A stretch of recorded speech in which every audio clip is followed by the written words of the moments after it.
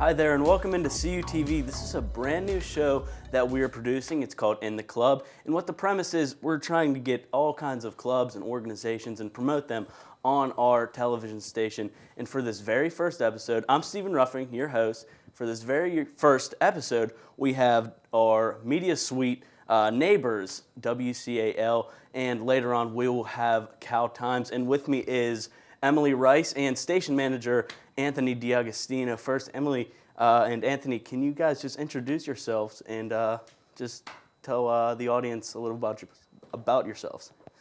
I guess I'll go first. I'm the station manager. I'm a junior here at CalU studying radio and television, communication studies major, Steve.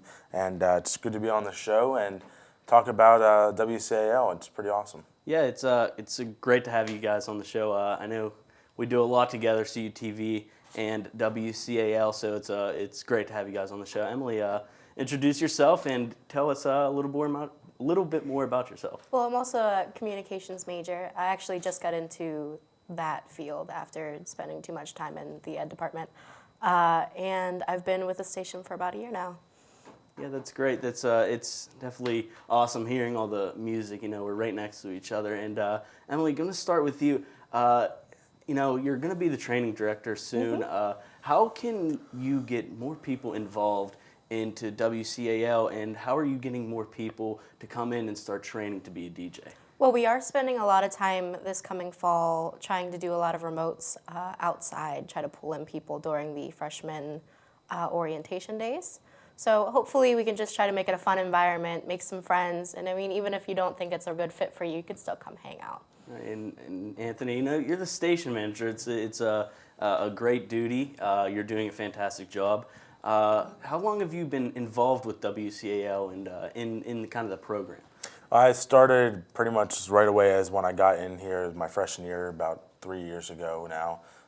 And I started out as a DJ. Jared Franco actually trained me, so did Cody Jeanette, CUTV alum as well. And I kind of saw what they were doing out of remotes, like Emily was saying, out of freshman orientation. I kind of really got interested in it.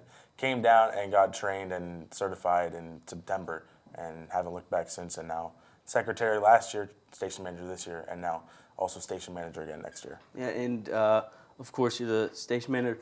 What besides playing the music and doing the remotes, what else does WCAL do for the school and kind of the campus itself? Well, I think our biggest thing is the music and the remotes. There's not a lot else that we do for the campus and community as a whole in terms of that sense. We branch out. We have our Lock-In for a Cause that's coming up actually this weekend, the 7th through the 9th, and that's going to be benefiting the Epilepsy Foundation of Western and Central Pennsylvania. So a lot bigger than just the campus and the California community. It helps people in both Central and Western Pennsylvania, and just the Epilepsy Foundation in general, which is a national cause. And I just think being able to do the lock-in and help these organizations out and raise money for them is a lot bigger than just music and remotes and bigger than our campus and community. Right, and now that we're on the subject of this Locked In for a Cause, they do raise money for a great foundation. Can you tell us more how students can get involved and donate to the Epilepsy Foundation as well as Locked In for a Cause? So they can, like I said, the lock-in is going to be this weekend, 7th through the 9th. Our station is right behind the bookstore and Chick-fil-A. Walk down that hallway. You can come in, donate money. We'll hopefully have a credit card swipe as well. So if you have a credit card or debit card, you can swipe that. But basically, any donation is helpful. And Jared Franco, if you search in your CalU email for him, he'll be there. You can email him any questions or concerns about how to donate, what to donate, things of that nature, and he'll gladly help you out. He's our business director, and he's the one who really stepped up and headed up this lock-in, and he's done a phenomenal job.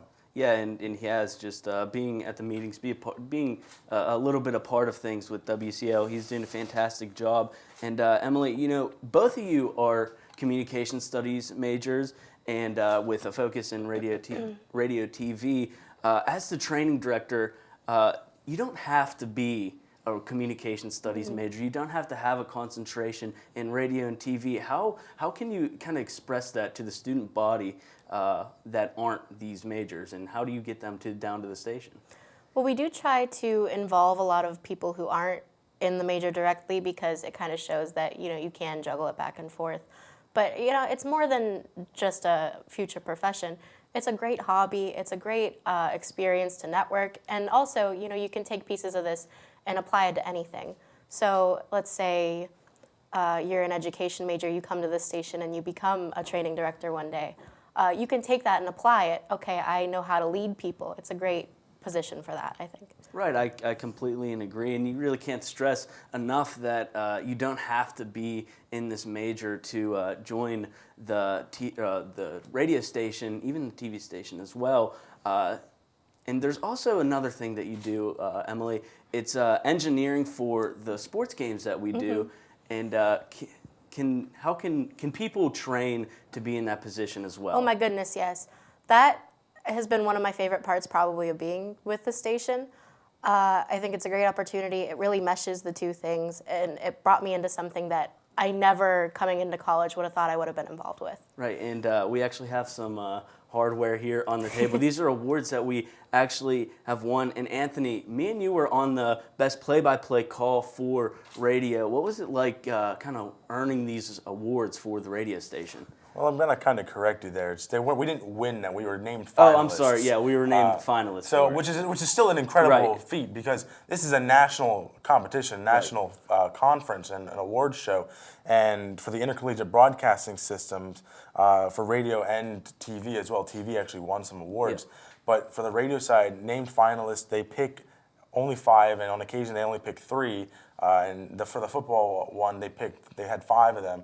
The basketball one, women's basketball over there from last year, from the national championship, which Zach and Matt called, there was only 3 people that picked, and they don't necessarily pick you. If they think you're good enough, they'll put you in there. If they don't think you're good enough, they won't even make you a finalist. So I think it's incredible that we did the football game for the Coal Bowl, and it was one of my favorite games to call. Yep. In my opinion, one of my best games I ever called, and to be named a finalist for that award, it kind of feels good, the fact that it was a good broadcast, and then you get rewarded for something that you do. And Steve did a great job with color analyst too. Right, I appreciate that. But of course, there's the talent on the call. That was me and Anthony. But Emily, you were, I believe, behind the scenes on that. You were the engineer for that game. Just go through your experience with that whole ordeal and being a finalist for such an award. That was probably the only game that I actually enjoyed the entire semester. And I didn't know that anyone had sent it in for anything. I didn't know that it went to the Intercollegiate Broadcasting Association until we were already in the finalists and they were going to announce them. So I was bummed that I didn't get to go. Right. But that's probably one of the most exciting things that's happened when it comes to engineering. I had never in a million years thought that we would have got that far. Yeah, it's an amazing thing to win, to be a finalist for, and so it's just great to have these awards in the showcase room. But that's all we really have for you two. Thank you for coming on the show. It was great to have you both on this brand new show. And if you guys want to listen in to WCAL, go to 91.9 FM in your car. Follow them on Twitter, 919 WCAL, at Facebook, 919 WCAL, Instagram as well. And if you want to call in, kind of request a song, anything you want, 724-938-3000. Those are all the ways you can get into contact with WCAL. And again, thank you guys for being on the show with me today. Thank you, Steve, for having us here. I did want to say one thing: engineering, the unsung heroes of sports broadcasting. So thank you to all of our engineers, and especially Emily for doing that. It's one of the biggest things we do. So. Right. I couldn't agree more, Emily. You do a great job, and just keep up the great work. Up next, we have another Media Suite neighbor in CalTimes, so stick with us. We'll be right back.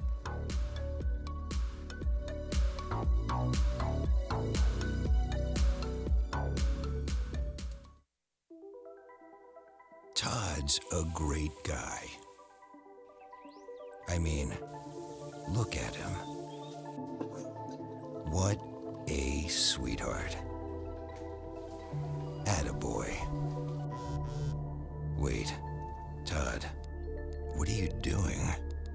How totally selfish and un-Todd-like of you. Come on, Todd. Come on, man.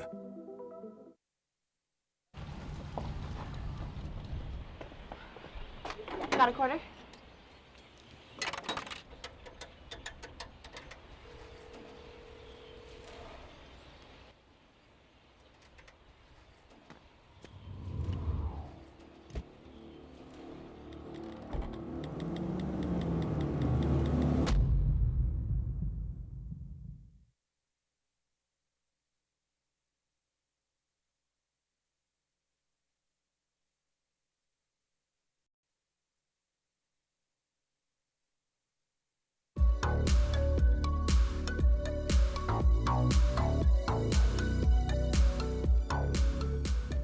Hi there, welcome back to In the Club.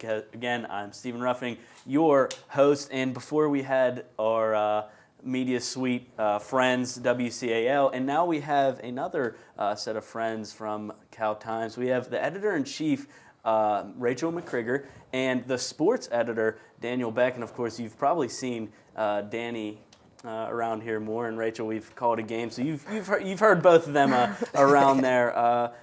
Thank you guys for joining me on the show. It's gonna be pretty cool. I mean, when you guys came up with the concept of In the Club, I was like, oh, that's pretty cool. I mean, see all these pictures change as well around here. We normally have sports pictures, so just shedding light on the local clubs. Good. It's cool. Yeah, it's looking good. And Rachel, again, thank you for taking some time out of your busy schedule. We're gonna get right into it, and just kind of tell me. Besides all of this writing stuff, what kind of other stuff that do you do in your very little free time that you have? Well, I mean, I do have very little free time, and I'm honestly at work a lot. At the Herald State, I work as a copy editor, but when I'm not doing that, I watch a lot of soccer. Right. I enjoy writing. That's what I do in my free time. I just write. No, it is great. It's definitely a good hobby to have. Danny, other than writing, you are a sports junkie or the sports editor of CalTimes. What kind of things do you do in your free time? Really, it's just based around sports. Everything, like what Rachel was saying, everything's about writing. Just publishing the first stuff. Rachel actually got me involved with many other writing opportunities. So I have a lot of free time. I'm really focused on CalTimes this semester, but really just hanging out with friends, playing sports. Not only in actual real life, but also video games and stuff like that. It's just any way you can get a leg up, knowing names, being familiar with sports, really. Yeah, that's it's definitely another fantastic hobby to have. It's a good thing. It really is. And Rachel, as the editor-in-chief, how do you get new writers coming into CalTimes? How do you get them down to the station? Because it really isn't the easiest place to find on campus. Yeah, it's a tough job, but honestly, and Danny knows this, I just use my big mouth, and I go to classes and stuff. I'm an English major, so I'm in English classes. I'm just like, hey guys, this is a good idea. And then journalism classes, I'm lucky to have Dr. Carlisle that really helps us out and really gets me to come to the classes and stuff. But org fairs, the media suite when they host events, Pam does a great job hosting these events, and Gary, CUTV, everybody does. And so just put a big smile on and be like, hey, write for us. Right, exactly. And that's, I guess that's one of the best things that you could do. And Danny, Rachel, she's of course English major, a journalism major, correct? Yes. And you have a journalism minor, but CalTimes isn't about being a journalism major, having a journalism minor, anything really related to the journalism field. Any student can come down and write for the CalTimes. And what do you think about that? Do you really like having these kind of writers that aren't in the field, I guess? Most definitely do. I believe a few of our editors are not even journalism majors, minors, anything. One is a PR, communication studies with a PR concentration, and one political science, I believe. Yeah. So just, graphic design. Right. It's really just about diversity because there's, in journalism, you want to get both sides, you want to get every side, really. And we were just at a conference in Detroit that really went over everything. And really in the field of journalism, you want to have very different opinions, aspects of the same issue, and I believe that we do. Our editorial staff is great in diversity, and that's the important part too. Like what you're saying, how you want to get people down here. We don't really have that many writers. Right. Honestly, I mean, for sports at least, I only have right now maybe 2 writers. And Rachel, I stepped into her shoes, so she knows the same problems. Yeah. But yeah, we're solid in the respect that we know when or who can write for us. But we kind of want to branch out a little bit more and reach a lot of other people. There's no doubt about that. And, following up on that, Rachel, we'll go to you as the editor-in-chief. Can you tell us how can we get involved in the CalTimes? Kind of when do you guys meet and things like that? How can you get more writers into the building? We meet every Monday at noon. That might be changing next semester. We still got to look at like people's schedules and stuff. But honestly, just walk on down. Anthony said in the last segment that they're right by the Chick-fil-A, right by the bookstore. Just go down the hallway. That's where we are. And anytime people can stop in, I don't mind if people just stop in just to chat about the newspaper. If they don't even necessarily want to write, they just want to get a feel for it. We've got people that come down and just want to see like the setup and everything.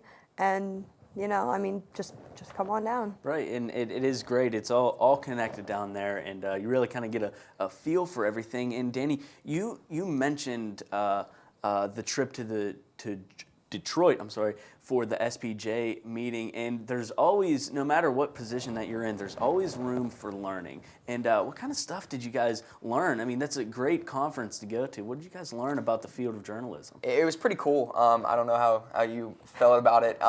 There was a person from the Wall Street Journal, the Detroit Free Press, a lot of people from there.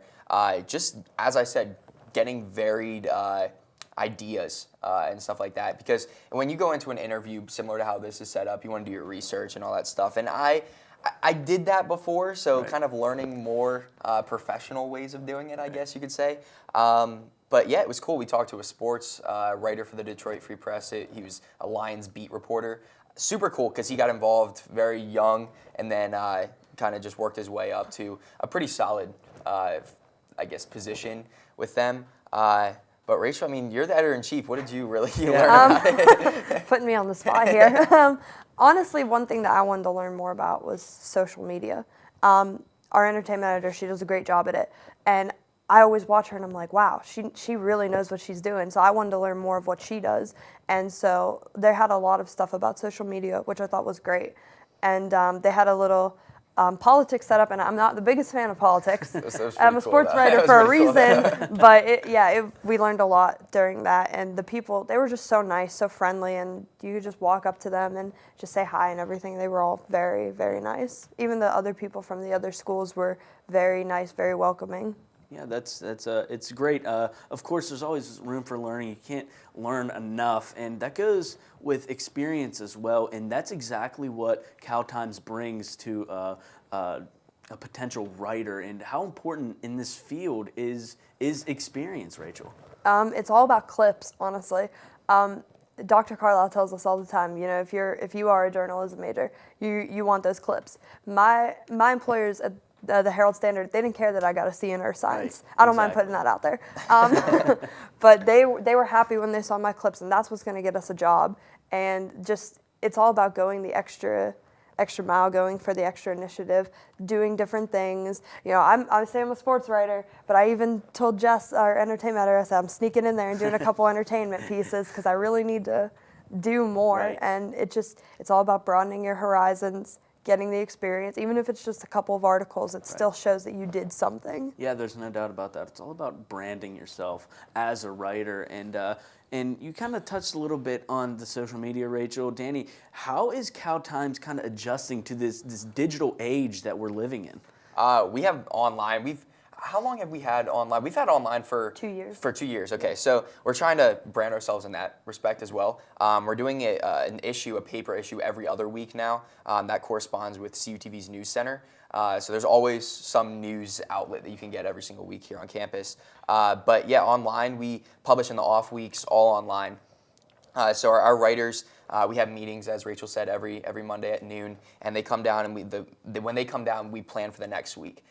So just constant writing is really what Rachel was saying. You always want to have clippings, but also in online too. You can just send them the link to CalTimes and then just write a link to an article.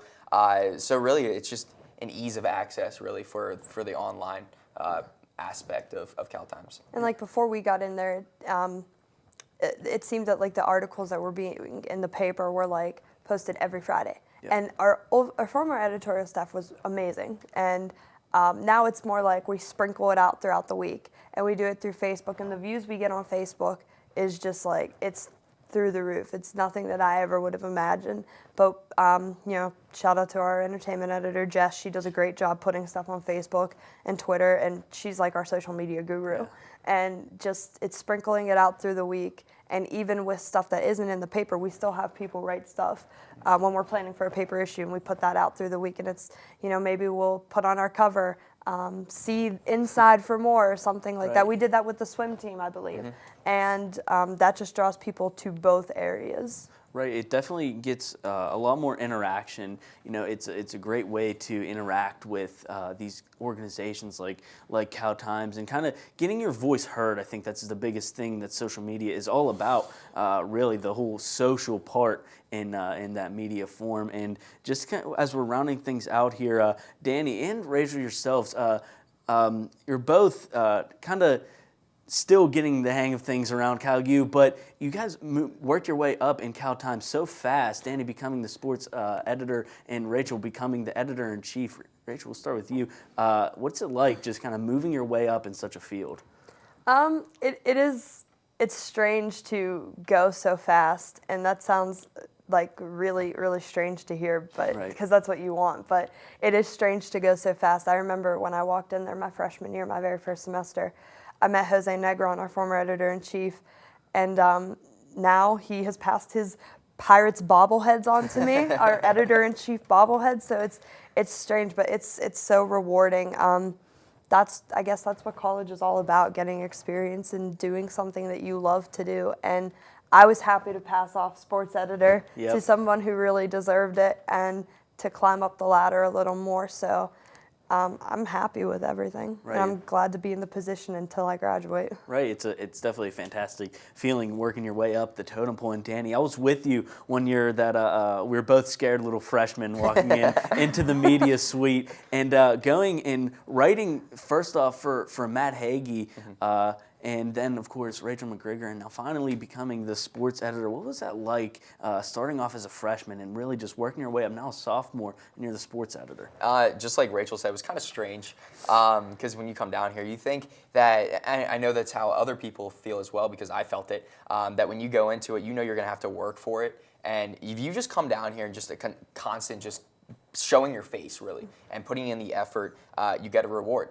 And we're both really speaking, examples of that. That if you come down here and you put in effort, people will recognize it. And that's what will get you jobs in the real world. And that's what we're really doing here. But I hope to move up a little bit more. I know we can do more. We can get more awards. We can get more recognition from the SBJ conference. We only won one award. But I think that in the incorporation of all the media suite down here, I think that we can win more. And you also touched on experience. That's how all of the clubs in the media suite are. You come down here, you put in effort, you get a reward. And you being a sophomore as well, you can't count out you. You're the host of this show. So we're all examples of this. All young, and we're all getting experience, and that's what you're going to need to do to get a job in the real world. Just keep coming down here, really. And this year was such a learning experience. Sorry, Steve. No, it's fine. It was such a learning experience for all of us because our whole editorial staff, besides myself, was new. And so I had to sit them down. I'm like, this is InDesign, guys. And so luckily Danny had sat with Matt a couple times. He sat with me when I was a sports editor a little bit, but it was a big learning process. We had our hiccups with our newspaper. We had some errors and stuff, but we bounced back and we would have another really good issue. And it was just a big learning process. So I think taking every lesson we learned this year is going to really help us next year to do even more than we're doing now. Yeah, I couldn't agree more. CalTimes doing a fantastic job. Both of you new editors, and a lot of thanks has to go to Jeff Helsel as well, who kind of runs the business down there. It's been an honor to have you guys on the set. Rachel, Danny, any last words being on the show? Anything you want to say? I'm looking forward to seeing the next really episodes of this show. We're like the first people. I can't wait to see this show grow and continue to really prosper. Definitely. I'm just excited for another year. I mean, we just had nominations for our elections, and none of my editors wanted to run against me for editor-in-chief. So I'm happy to have another year. That's good. And as you saw on the screen there, you could follow CalTimes. Come down to CalTimes. There's an issue every other week around campus. CalTimes.org is where you could go on for the online version. Thank you all for joining me. Thank you to everyone involved, especially WCAL and CalTimes. This has been In the Club. Until next time, have a great day.